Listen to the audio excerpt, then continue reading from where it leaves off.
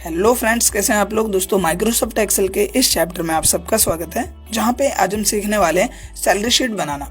तो जैसे दोस्तों आप स्क्रीन पे एक डेमो आपको दिख रहा होगा, जहां पे एम्प्लॉय के नाम है, उनकी सैलरी, उनकी अटेंडेंस और भी कई सारी चीज़ें हैं जैसे DA, HRA, PF, ESI etcetera.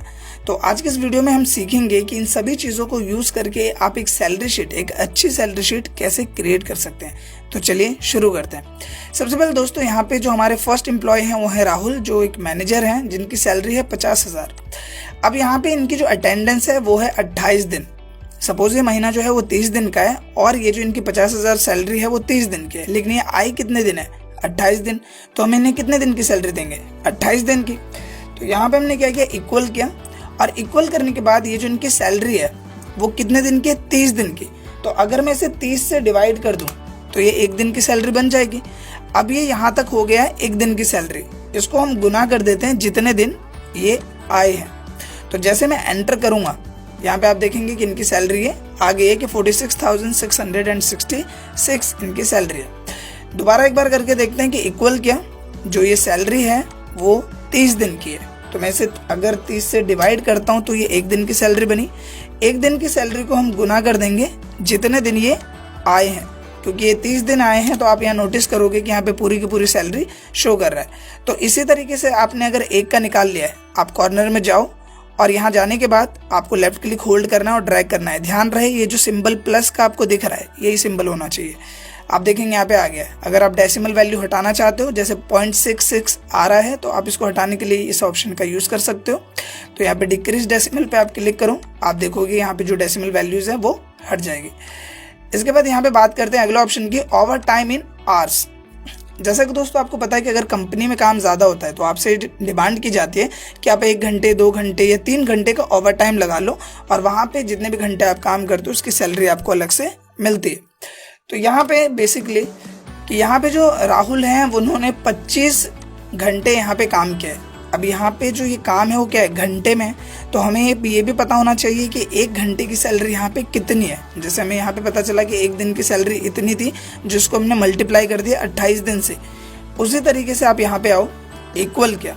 अब थोड़ा सा आपको ध्यान देना है कि यहाँ पे जो सैलरी है इसको मैं डिवाइड कर रहा हूँ 30 से। तो 30 से डिवाइड करने पर एक दिन की सैलरी बनी। अब सपोज आप एक दिन में 8 घंटे काम करते हो, यानी एक दिन बराबर 8 घंटे। तो डिवाइड कर दिया इसे 8 से, तो 8 से डिवाइड किया तो अभी 1 घंटे की सैलरी बन गई। गुना कर दिया इसे जितने घंटे इन्होंने काम किया, प्रेस किया एंटर, आंसर आपके सामने। दोबारा एक बार करके देखते हैं, इक्वल किया, जो हमारी ये सैलरी है वो कितने दिन की है, 30 दिन की। 30 से डिवाइड किया, एक दिन की सैलरी बनी। एक दिन में 8 घंटे आप काम करते हो, तो एक दिन को हमने डिवाइड कर दिया 8 से, तो 1 घंटे की सैलरी बन गई। अब इसको गुना कर दिया जितने घंटे इन्होंने काम किया है, और यहाँ पे इनका जो भी अमाउंट है वो आ जाएगा। सेम लाइक एक का निकाला, यहाँ कॉर्नर में जाके इसको ड्रैग कर दिया, बाकी सब का भी आ गया। इसके बाद अगर यहाँ पे भी डेसिमल वैल्यू हटाना है तो आप यहाँ डिक्रीज डेसिमल पे क्लिक करो और यहाँ से ये हट जाएगा। अब सपोज आपकी जो कंपनी है वो 5% का आपको DA देती है, यानी डियरनेस अलाउंस। तो यहाँ पे क्या करते हैं, इक्वल किया, जो भी आपकी सैलरी है, यानी जो भी आपकी बेसिक सैलरी है उसका 5% यानी गुना 5/100। ओके, एंटर किया। अब यहाँ एंटर करने के बाद आपके पास यहाँ पे आ गया, सेम लाइक आप इसे ड्रैग कर दो। अब यहाँ पे HRA, हाउस रेंट अलाउंस, यानी कि किराया। तो सपोज आपकी कंपनी आपको किराया प्रोवाइड करती है 8,045, जो भी आपकी सैलरी है उस बिहाफ पे, ठीक है, कि कितना आपका बनता है।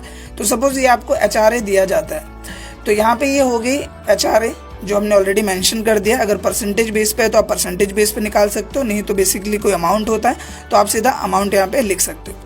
अब इसके बाद आ जाती है ग्रोस सैलरी। तो ग्रोस सैलरी क्या हुई कि ये सारी चीज़ें मिली। पहली तो आपकी ये जो महीने आपने काम किया वो सैलरी, प्लस में आपकी ओवर टाइम की सैलरी, प्लस में आपको यहाँ पे मिल गया DA, प्लस में मिल गया HRA। तो ये सब मिल के जो आपकी सैलरी बनेगी वो हुई आपकी ग्रोस सैलरी। तो यहाँ पे करते हैं इक्वल, जो जो चीज़ें इस बार आपको मतलब कि जुड़ी हैं उन चीज़ों को हम ऐड कर देते हैं। जैसे आपकी ये सैलरी, प्लस आपका यहाँ पे जो ओवर टाइम है, प्लस यहाँ पे जो आपका DA, और प्लस यहाँ पे आपका HRA, और यहाँ पे क्या, एंटर। तो कुल मिला के यहाँ पे जो सैलरी, ग्रोस सैलरी बनती है वो मिलती है 62,375। जैसे कि आपको पता है कि जो आपकी ग्रोस सैलरी होती है उसमें से कुछ चीज़ें काटी भी जाती है, जैसे कि ESI और PF। PF होता है प्रोविडेंट फंड, जिसके बारे में आपको अच्छे से पता होगा कि जब आप जॉब छोड़ते हो तो वहाँ पे आपको एक बड़ा अमाउंट PF के तौर पे मिलता है। और ESI होता है एम्प्लॉय स्टेट इंश्योरेंस, जो कि आपकी बीमारी में आपको हेल्प करता है, एक टाइप का इंश्योरेंस होता है। तो यहाँ पे सबसे पहले हम निकालते हैं ESI। सपोज यहाँ पे 2% का ESI है जो आपको पे करना है, तो हमने इक्वल किया, और जो इस महीने आपकी सैलरी आई है, यानी इस महीने आपकी सैलरी क्या है ये, तो ये जो सैलरी है इसी में से आपको 2% निकालना है। तो इंटू किया 2/100 किया यहाँ पे और करेंगे एंटर, तो 933 रुपये आपका ESI हो गया। PF की बात करते हैं तो इक्वल किया, और ये भी जो इस महीने की आपकी सैलरी है, जितने दिन आपने काम किया उसकी सैलरी 28 दिन की, तो यहाँ पे इसका हम निकाल लेते हैं 8%, 8/100, बहुत ही सिंपल है ये। एंटर किया यहाँ पे, और अगर इसमें से भी आप यहाँ पे क्या करो, ड्रैग कर दो, ये आ जाएगा, और इसे भी ड्रैग कर दिया, ये आ गया, और इसे भी ड्रैग किया, ये आ गया। जैसे कि मैंने बताया, अगर आपको डेसिमल वैल्यू हटानी है तो आप डिक्रीज डेसिमल का यूज कर सकते हैं। अब इसके बाद नेट सैलरी। नेट सैलरी यानी कि इन हैंड सैलरी, कि इस महीने हम जो हमारा स्टाफ है या जो जिनकी भी सैलरी शीट हमने बनाई है उन्हें सैलरी देनी कितनी है, क्योंकि ग्रॉस सैलरी उनकी बनी इतनी, जिनमें से क्या क्या काटना है, हमें एक ESI काटना है और एक PF काटना है।